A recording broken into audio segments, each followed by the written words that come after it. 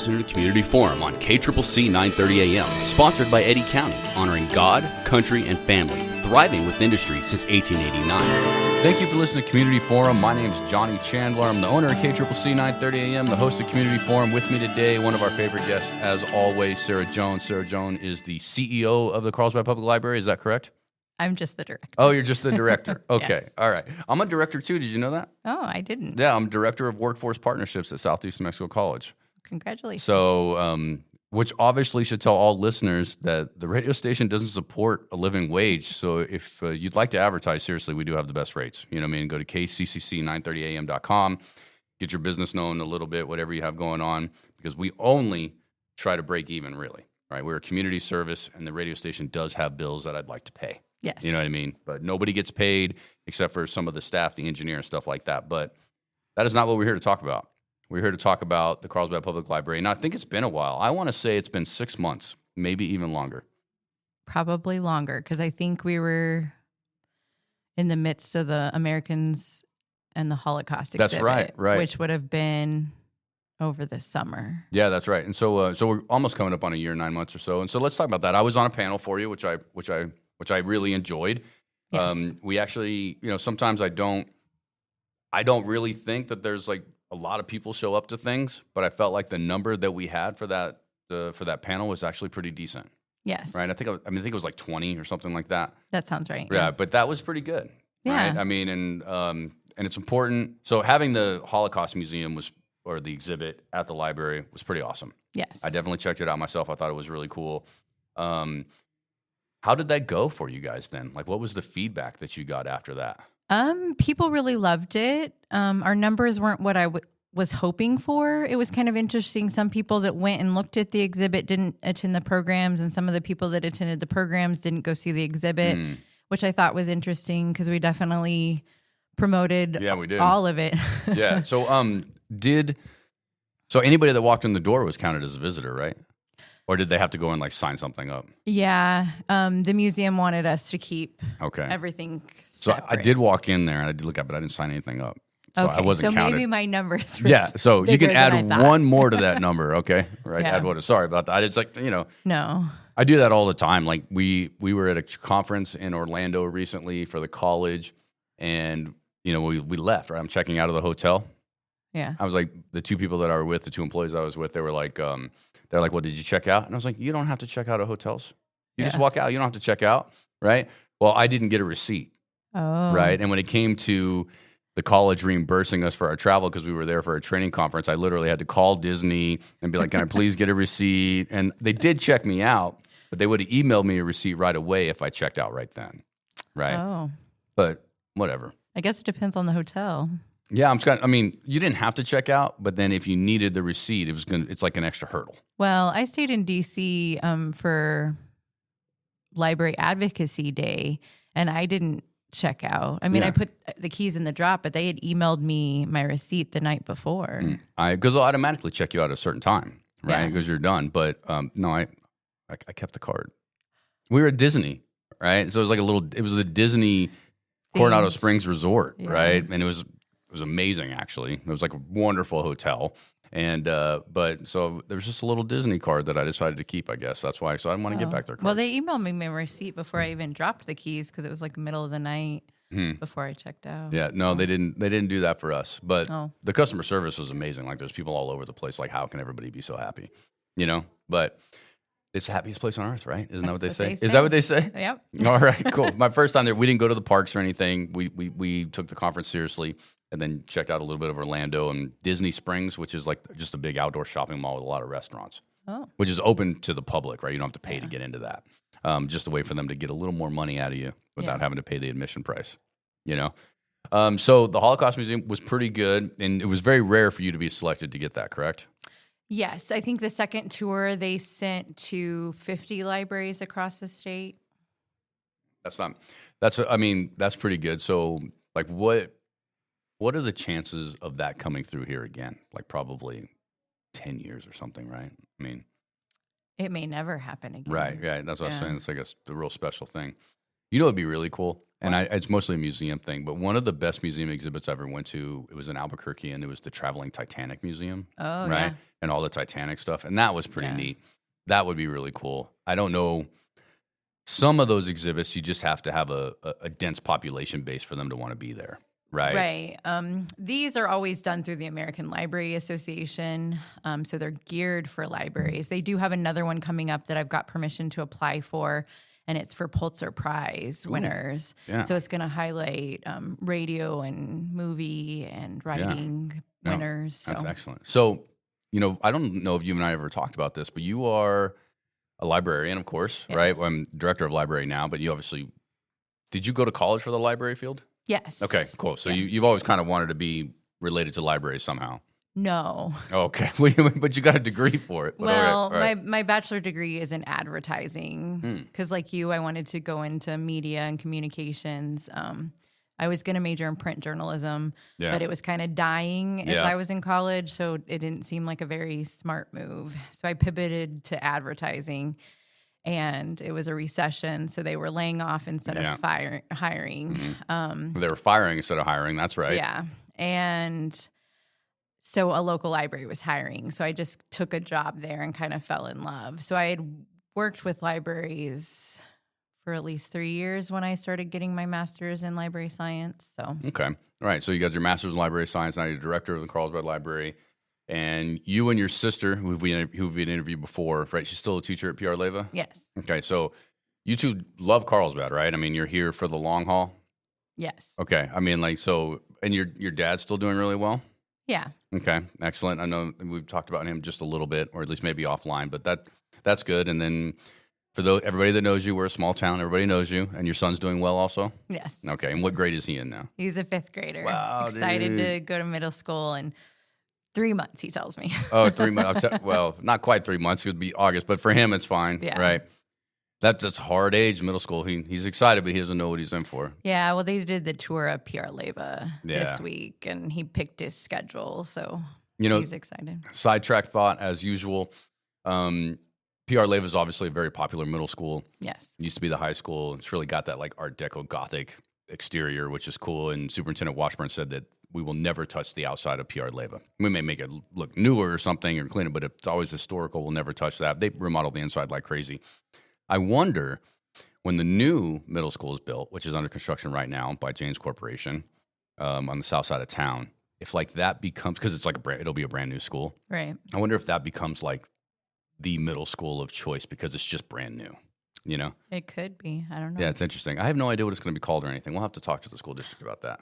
Do you know? Well, I know they're doing a new school that they're going to name after Emmett Smith. I don't know if it's like the running back Emmett? School. Not the running back Emmett No, Smith. We have an Emmett Smith from here that yes. was really important, right? Tell us about him real quick. Emmett Smith was an educator, and so he, I think, took a big part in desegregating our schools. Yeah, oh yeah, okay. And he's in the Hall of Fame? Yes. Right, so if you go to the museum, you can check him out in the Hall of Fame. Right. Yes, and Bernita Smith Payne is his daughter, and she's currently still an educator. She still works at PR Leyva. She serves on the library board. Oh, nice. So I hear she's finally retiring this year, but I'll believe it when I see it because she said that for several years now. But yeah, so they have a history of education and impacting our schools and our students. So I'm always amazed when you look at the history of Carlsbad, especially when it came to desegregation and how important this community holds Martin Luther King Jr. ceremonies and the memory of Martin Luther King Jr. I'm always impressed,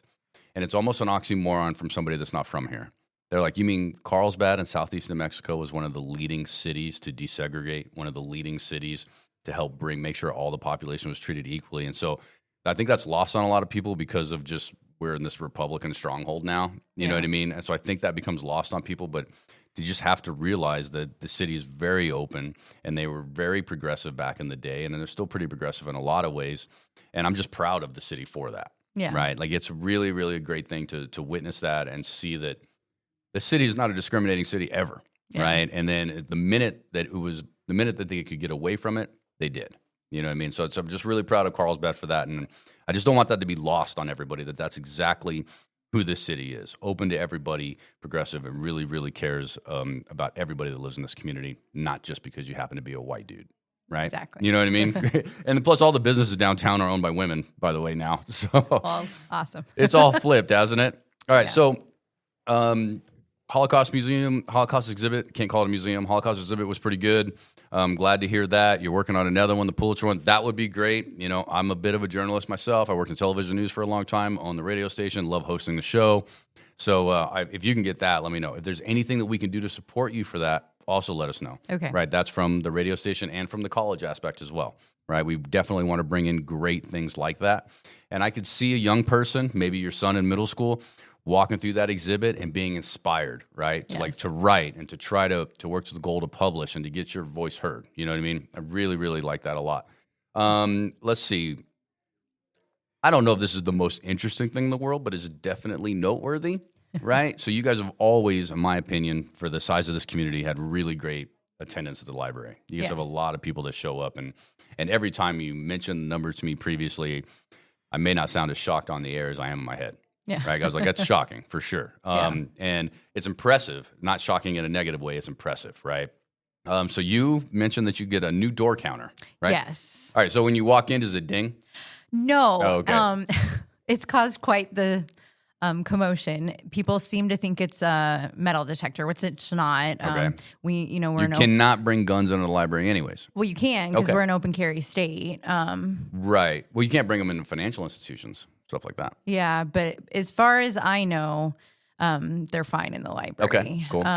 We do have policy that says you can't bring a deadly weapon, but state law and things like that. So it's not a metal detector. We don't care what's in your pocket. All right. But it counts people, and it is for book security. So if you sometimes walk by with a book, it'll make a noise, and it's blue if you haven't checked it out. Usually it's someone just going to the self-checkout, or us checking out. But it does ensure that people don't leave without checking out books. Yeah. But it also counts people. And we've always had a door counter, but it hasn't been as sophisticated as our current one. Yeah. So it seems like we might have been missing numbers because these numbers are way higher than what they were before. Yes. So that's a positive thing. The door counter is a positive thing. And you've reduced book theft by 100%, considering you probably only had one all year. Well, you'd be surprised. Okay. All right. We've had some people go to some extreme lengths to steal stuff, especially DVDs, which is why we integrated the security because we already had the RFID technology. So it was a simple solution. So It's very interesting that you would steal something from the library when there's almost no limit on checking it out. Right. Right. I mean, like, of course, we want to bring it back so that people can enjoy it, but like when you were doing the Wi-Fi boxes for a while, which I may still be available or not, but people trash those things over time. We're working on trying to find a better system for the hotspots. And the hotspots weren't as important now as they were during COVID. We still have a high demand for them. Yeah. So. I mean, I've used them before myself, and I use them for my business. Yeah. Right. You know what I mean? Because the hotspots and internet's expensive, and if I only need it for 2 weeks, then the library's there for you, and it worked incredibly well. So we're going to thank T-Mobile for that grant still, right? Because that's what kind of helped get those going, was the T-Mobile grant. It was actually a New Mexico Humanity Council grant. Okay, so we'll thank them, but also tell us again, remind us what T-Mobile did for you. T-Mobile was the grant for our meeting room. Oh, yeah, that's right. The Bob Scholl. Yes, the Bob Scholl meeting room. It supplied the technology for that room. Yeah. So. If you have a small team, because it's not a very, very large room, right? No, but if 22 people at max. Right, max. And 22 would be crowded. Right. But if you have a small team and you need a free place to do a meeting with the technology to really like to motivate your team or to scold them, whatever you need to do, right? That's a great place for it. Yeah. Right. And so how does somebody reserve that room? They can do it through our app, or they can call and talk to the information desk, or come by in person. So I do not have your app downloaded, and you know I'm a huge library fan. Gosh. You know I love the library. Yes. Right? So how would I find the app on the Apple Store or Play Store? It's called My Libro, and you would download that, and then you would just log in to our library with your library card and with your library number. card and log in a phone number. Great. And then remind me, do library cards expire? Yes, every year. Okay. Then I need a new one. Well, I'll just need to renew you. Okay, renew me, please. Yes, definitely. as long as you haven't changed any of your information. No, it should all be the same. Okay. I haven't moved or anything. None of that stuff. I don't want to change the email address. So, great information, sidetrack. Let's go back to the new door counter, right? Yes. We've reduced thefts quite a bit. DVDs are not disappearing forever, hopefully. I'm sure you have some issues with people just keeping them and never returning them, but that's different than stealing. Yes. Well, kind of. Well, I mean, they had good intentions on the way out the door. Yeah. And then it got lost in the sauce, I guess, right? Right. And people can always return them even if it's been a year no or late two. fees, right? No late fees. No late fees. So it's an honor system thing. So, and if you enjoy that, then somebody else is going to want to enjoy it. So think about that, right? Exactly. If you have a DVD, even if it's I mean, Netflix doesn't have any DVDs anymore, but even if it's a kid's movie or a Disney movie or something or Pixar movie that your kid loves and will watch 1,000 times, they'll watch it 1,000 times in 3 weeks, and then you can return it. Yes. It's like not really that big of a deal. So the door counter, you shared some pretty impressive numbers with me, but let's start with the number of visitors you had in December of 2025. December is usually one of our slower months. We're not doing programs. It's cold outside, holidays, things like that. So in 2025, we had a little over 30,000 people come through our door. Wow. That's pretty impressive. Yeah. Right, actually. So on the low month, you had over 30,000. So what are we estimating for, we work on calendar year or physical year for you?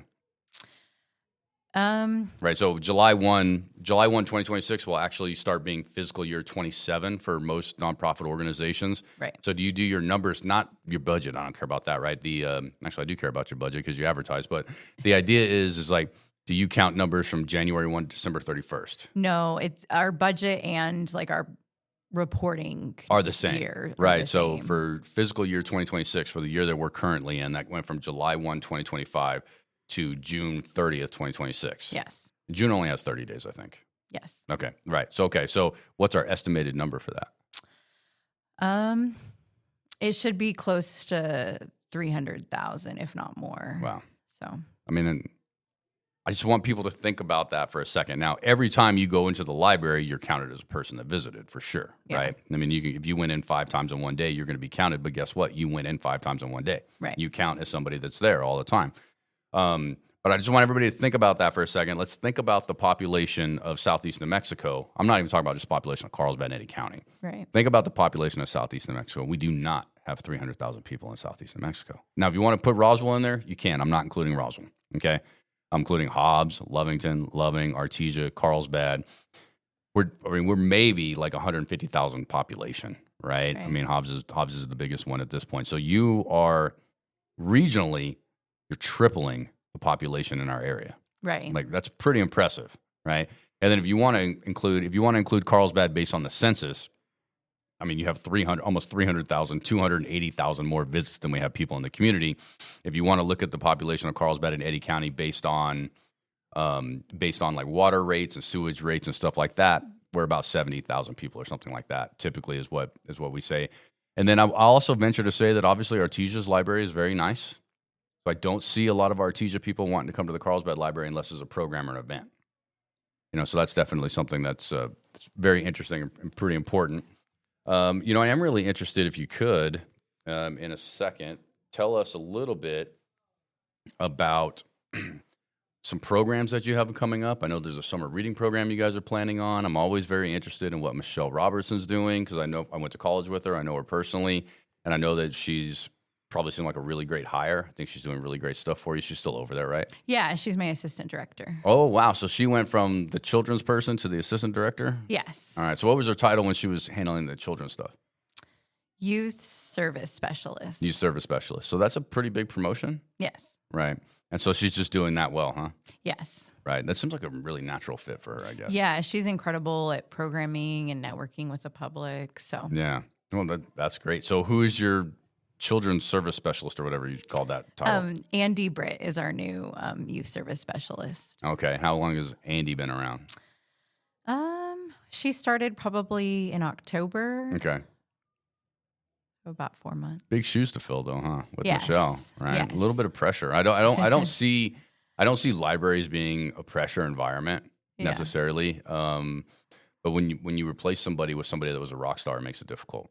Right. There's maybe some self-imposed pressure, Yeah, and they're very different, but I think Andy has a different approach, and I think she's knocking it out of the park. Yeah, so. Excellent. And you have any open jobs currently?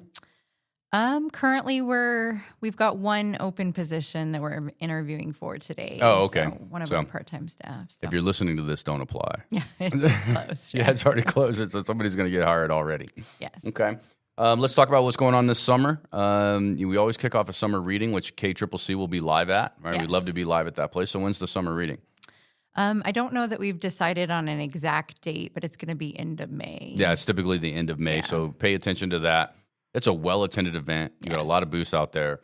Obviously, the city did a really good job of putting a lot of electricity around Holigonia Arts Park, so there's like always somewhere to plug in, which is nice. Yeah, and they're upgrading the electricity too. Wow. They're in the process of that, so it's going to only just get better. So. Oh yeah, excellent. Yeah, and then obviously the electricity works really well for the summer reading, but the lights, right? It's the Christmas lights where they need all that electricity too, mostly. Yeah. So it's a real benefit. And the electricity is great. Of course, the library will be open later than normal as a result of that, or is that true? What do the hours work on that normally? It depends on the day we're doing it. Yeah. So sometimes we do have extended hours. So. Right. Yeah. Like I said, I can't talk enough about the library. Now, I will also state that I have pitched some ideas on how to expand the library to some leaders in this community, and they haven't gone anywhere quite yet. But we're going to keep working on it. Yes, I keep telling people I want a new building. I know you want a new building. I disagree with that though. Yeah, right? I like the building. Yeah. It's a beautiful building. It's an okay building, right? But I like the fact that it was designated by Eddie, right, the founder of Carlsbad. Charles B. Eddie. Yeah, Charles B. Eddie, to be there, right? And this was something. So I really like that aspect. I think you're lacking meeting rooms, really. Yes. You could use some expansion for sure, but you're lacking meeting rooms. Yes. I'd like to see a second story, right? Well, I've got lots of plans, depending on funding and approvals, and because we could do. I'd love to go a second story and go over the art park, and then we could do blown glass under it, so people could still walk through the art park and have like a 360-degree experience of the art park, but then we would have more space. That would be really cool, and there's like large windows overlooking out everything. That'd be really great. Well, let's talk about funding for a second. Friends of the Library still going pretty strong. How's that working out? Yeah. You guys are going to do a book sale soon? They usually do one in the fall at the Living Desert because we get better foot traffic and more money, and we get to support the Living Desert, which is great. You still have a shed just full of books or what? Always. Just tons of books. Yes. Books always are coming in. So right. So, I mean, when it comes to library expansions, they're not, and I could be wrong, some communities, but they're not typically on the top of community outlay lists, you know what I mean? Capital outlay funds, and it would cost quite a bit of money. So one of the most important things when it comes to growing these things is a foundation, which is the Friends of the Library, right? And so it's important that we get involved in that, right? And so if you're interested, please get involved in the Friends of Library. It is one of the best resources Eddy County has, and Carlsbad for sure. But why don't you maybe tell us a little bit about how people can get involved with the Friends of the Library, and also how can you donate to the Friends of the Library? So I've not donated this year. I'm going to give you guys a donation as well. So what have you got? Well, they meet quarterly, so you can come to one of their quarterly meetings and volunteer your time if that's all you can give. They also take donations. So they've got a Facebook account where I think you can donate with cards, PayPal, that kind of thing. They'll also take checks or cash. They do have a shelf in the library, kind of two places for magazines and books that they have like a drop for money that you can just put straight in the library. They also sell tote bags with their logo, which is Rin Panther Stroud's reader statue is part of their logo, which is nice. Cool. You can purchase one of those as a fundraiser. They sell headphones too at the library as a fundraiser. So they've got several initiatives. They also have a fund at the Carlsbad Community Foundation that you could put funds in. So lots of ways that you can get involved. So, and the library itself has several funds at the foundation that you could give to as well that have been started by community members who support the library and our mission. So. Right. And you also, I mean, an organization like yours is always looking for grants. Right. Yes. For sure. And so are you still the main grant person, or do you have your assistant library director handling grants now? I mainly do it. Okay. All right. That's good. And so any grants that you're hoping for on the horizon that you've recently kind of looked at? The main one we're doing is that traveling exhibit. It's Okay. for the exhibit and for grant funds for programming. So Right. Well, I encourage you to support your library. And we are already almost out of time. As you know, we just keep going when we talk. We never have any issues speaking at all, which I appreciate it. Some interviews, you got to drag them out, drag the words out of them, but definitely not you. But since we're getting pretty close to time, and I'm really glad that you came on, and make sure you listen to KCCC. We'll be running ads for Touch a Truck and all kinds of stuff that they have going on. Remember, Touch a Truck's April 25th from 9 to 12 a.m. That's always a real event. What is this, the third year now? Fourth year. Fourth year, okay. Yeah. And that is such a fun event, man. The kids come out there and the fire trucks and stuff like that. It's like, the animals love or hate fire trucks too. Yeah. I was driving to work today, and there's 2 dogs that were on the sidewalk there. Obviously shouldn't have been out there, right? And I was like, really worried about them, of course, right? But then they seemed to be walking on the sidewalk like responsible dogs, right? I was like, which was weird, right? I was like, wow, okay, they're on the sidewalk. That's all good. It was a big dog and a little tiny dog, right? And like a chihuahua or something, right? But then a fire truck passed me in the opposite direction, and I saw in my rearview mirror that the dog ran all the way to the fire truck in the middle of the road. It's across the whole lane to bark at the fire truck. And then when the fire truck drove by, went back to the sidewalk. So I'm like, a little dangerous, but a little responsible at the same time. It's very interesting. I thought it was, that's my story of the day, actually. That's what I witnessed this morning. And I'm always concerned about the dogs, right? Yeah. So just a quick sidetrack. Whenever I see a stray dog that's floating around like a neighborhood or something like that, I tell them to go home. Right? Seriously, go home. And they stop. They have an idea of where home is. Yeah. Right. It actually it seems to. I've had it work a couple of times. Right. Go home. And they're like, oh, and they'll turn around and go home or something. That's very interesting. I don't know. I'm sure you have so much more going on in the library. So let's just try to have you on sooner and more often than we have. I know that you're so busy. I'm so busy, and we're gonna make it work. Yeah. Right. And then I have my news director for the radio station is Hattie Quinn, and she's doing a really good job. Yes. But I will not let her interview you. Okay. Right. Me and you. Right. I may have her co-host at some point, but as you can tell, I don't know if I need a co-host in this situation. Right. You know what I mean? She'll just come up with some formal question that probably deserves a real answer instead of just having fun. Yeah. Right? You know what I mean? So as I said, we're almost done, but I always love to give you the last word, Sarah. So, what do you want to sum up? And let me phrase the question this way. Just sum up the upcoming, it's spring. We already sprang forward. So sum up what's coming on now and through the summer for people at the library. It doesn't have to tell us events. Just give us a closing statement about the library for this summer. Well, we're working on our strategic plan. So I think this is kind of a season of growth and to make sure that we're listening to your voices and your needs. So we want to make sure that we take that feedback and use it to make the library even better than it already is. Right. You have to visit the library. Check out their Facebook page. There's a lot of free options when you get your library card. Yes. A lot of things you can access, which is amazing. Because even though I own media, I don't like to pay for newspapers. Yeah. You know what I mean? I like to read them for free and stuff like that. And there's all kinds of stuff you can take advantage of. Language models, you can help learn a new language. It's great. You have a streaming, right? Through the National Library Association, can't you connect and stream some stuff? Yeah. Right. Educational mostly. Yeah. Well, there's some entertainment. Well, stuff, I like PBS. That's pretty educational. Yeah. You know what I mean? It's the same vein. It's good stuff. Yeah. Well, we're going to have you on again. And remember, April 25th, Touch a Truck, 9 to 12 a.m. at the library. That's at the Holocaust Arts Park.